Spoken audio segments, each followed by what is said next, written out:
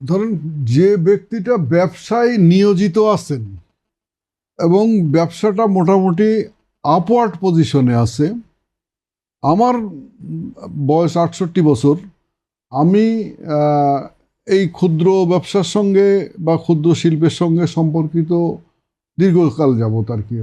আমি মনে করি সেটা হলো যে ইনিশিয়াল স্টেজে একদম আপনার যেটারে আমরা বলি আর কি হলো স্টার্টিং অবস্থায় ব্যাংকও যেমন ঋণ দিতে চায় না, আমিও মনে করি যে এদেরও ঋণ নেওয়া উচিত না। কারণ ব্যাংক ঋণ দিতে গেলে তাদের কিছু ক্রাইটেরিয়া ফুলফিল করতে হয়। ট্রেড লাইসেন্স লাগে, টিন নম্বর লাগে, এবং 3 বছর ধরে তাকে দেখাতে হবে যে তার বিজনেসটা ভালো চলছে। ওদের স্বপ্ন পূরণে পাশে থাকতে পেরে আমরা গর্বিত।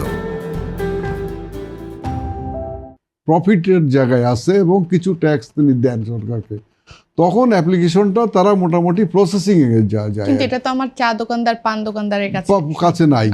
হয়তো যে ওষুধের ফার্মেসি যে দোকানদার, সে হয়তো কিছুটা দেখাতে পারবে, কিন্তু 3 বছর পর্যন্ত তার তো প্রথমেই দরকার লোনটা। না, প্রথমে কিন্তু যে জিনিসটা সেটা হলো যে আমি যেটা মনে করি সেটা হলো যে ব্যবসায় যে পুঁজিটার থেকে বেশি প্রয়োজন হলো যে পারফরমেন্স এবং মোটামুটি অভিজ্ঞতা।